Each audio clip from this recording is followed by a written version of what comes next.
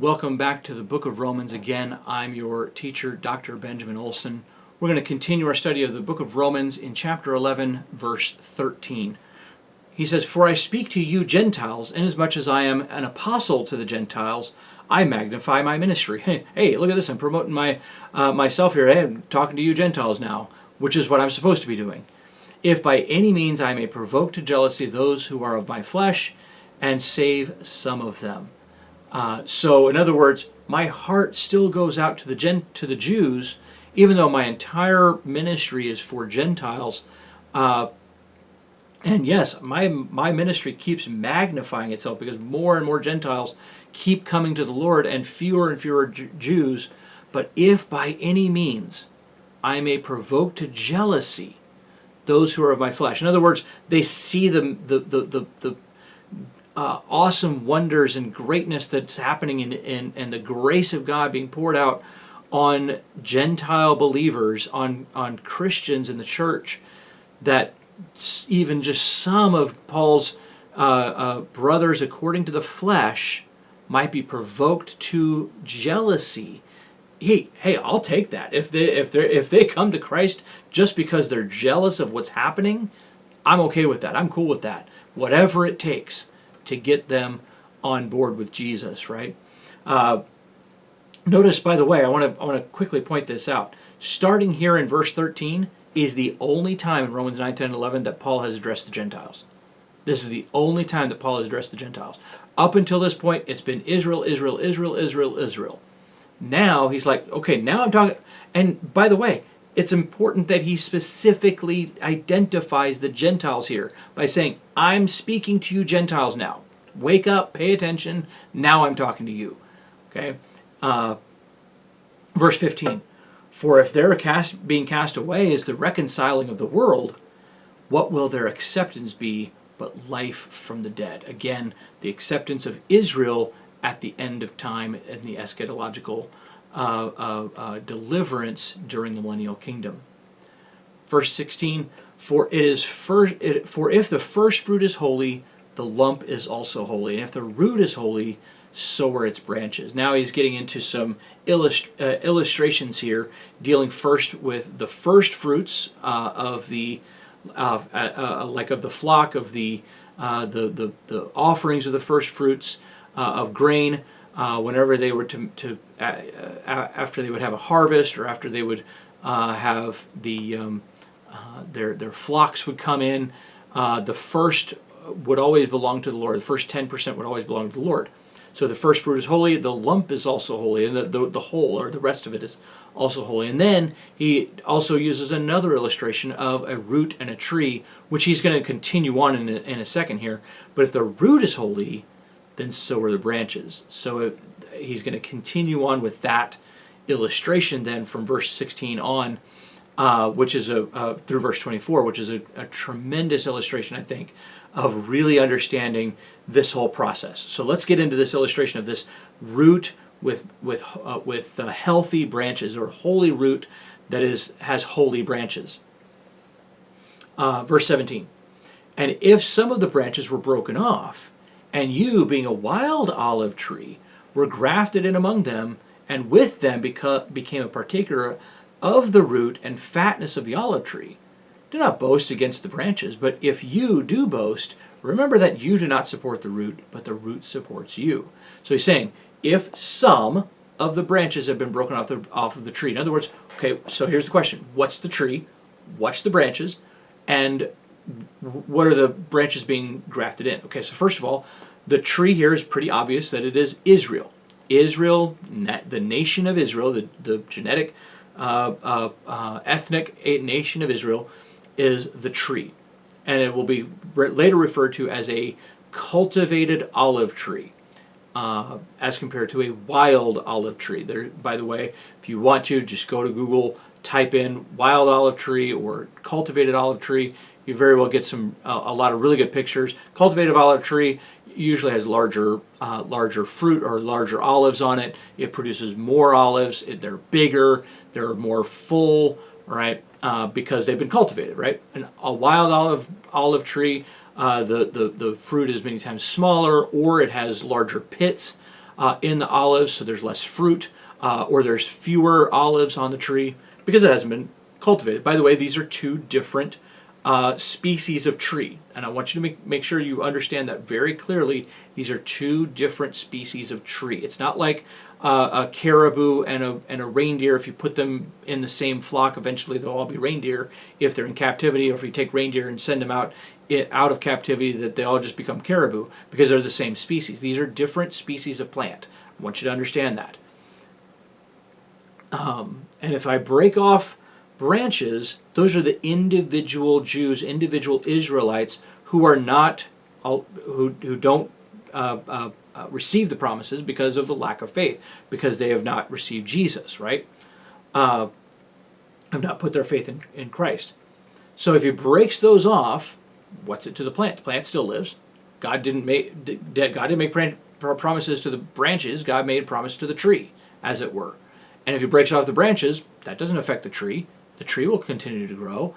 And if he decides, because he's broken off those branches, to then graft in other branches from other trees, what's that to it? It hasn't changed the tree at all.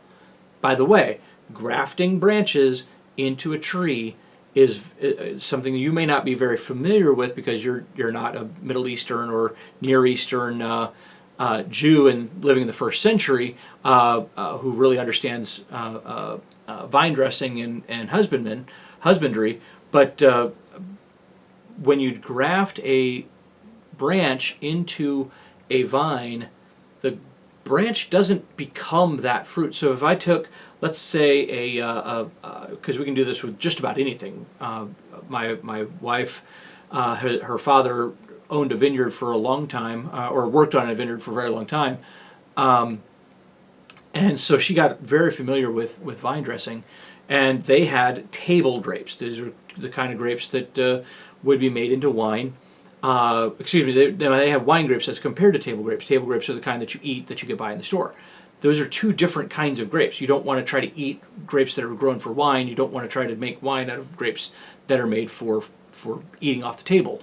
And so two different kinds of grapes. In fact, almost every kind of wine there is a different kind of grape. There's hundreds of different, maybe even thousands of different kinds of grapes, species of grapes.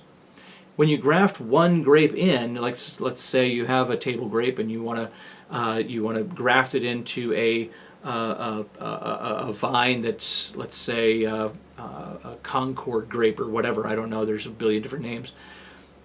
That table grape doesn't then become a Concord grape or the wine grape that you're trying to do. It's still the same grape. It just now is being fed by the roots of that vine to make it grow better. Okay, so we're not talking about grafting in as in you now become a part of or become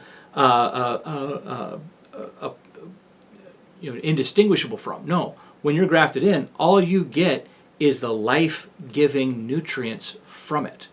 So in other words, you being grafted in to the nation, to Israel, is not you become Israel or you become an Israelite or a Jew.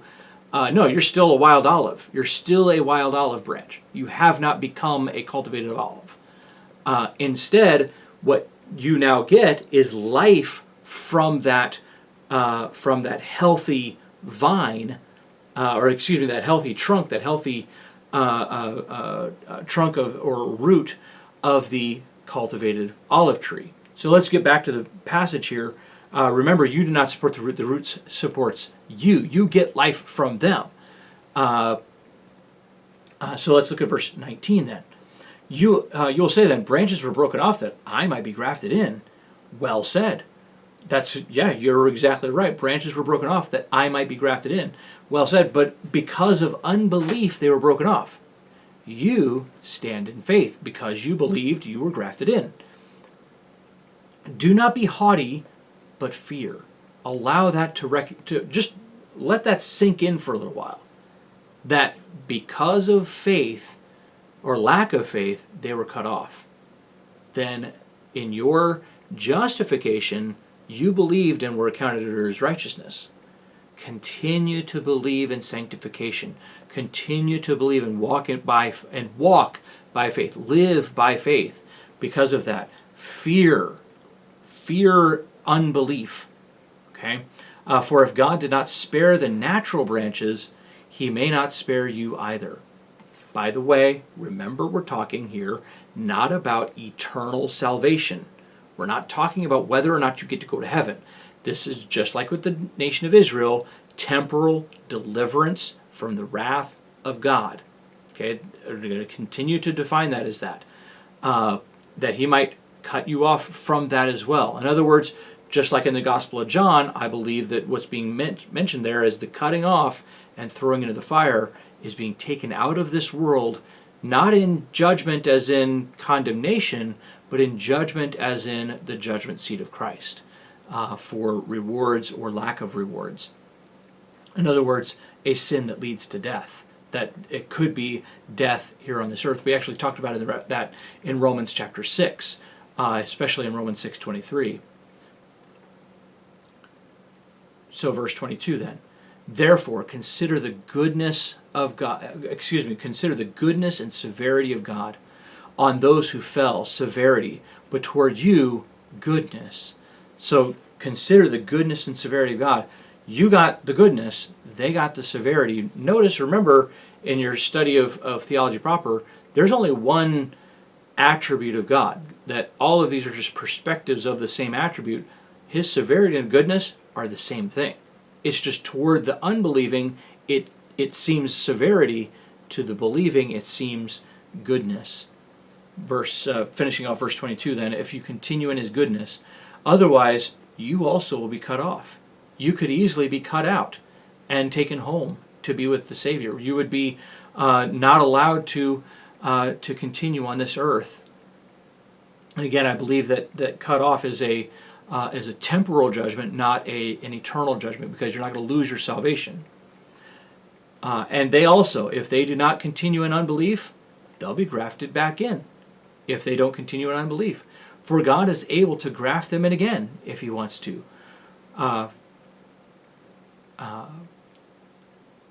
By the way, I want to also make another statement here, another caveat, and I want you to see this. And again, I want to make sure you're aware of this. All of the yous here are not singular. Okay, all of the yous here are not singular. So if you are saying this and you are saying this, these are collective plurals. These are not singular second person. So he's not speaking to singular individual people, whether they would be judged or not judged. You collectively, Gentile. In other words, whenever you see this you versus them, it's you collectively, plural. Y'all Gentiles. Okay, so again, Paul's not talking about eternal security here. He's not talking about whether or not you're going to heaven. He's talking about Gentiles in general, as a collective whole. These branches, Israel, were taken out, were broken off. You Gentile branches were grafted in. Y'all Gentile branches were grafted in. And if they, all of Israel, come back in, okay, he could also take you Gentiles out and go back to Israel if he wants to. Okay? So again, this is not about eternal salvation. This is not about whether or not you're going to go to heaven. Verse 23, and if they do not continue in unbelief, will be grafted in, for God is able to graft them in again. For if you were cut out of the olive tree, which is wild by nature, and were grafted contrary to nature into the cultivated olive tree, how much more will these, who are natural branches, be grafted in to their own olive tree? And this is what Paul is saying, is like, when Jews come to Christ, this is it's natural. But more specifically, I think he's again talking about national Israel at the end of this age, before the millennial kingdom. Okay, all right. Verse 25. Let's finish up there with verse 25 before we finish up this video.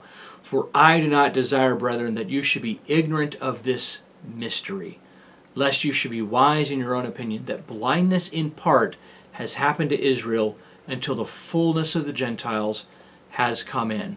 Let's actually go ahead and finish there. We'll start right back there with that verse in the next video.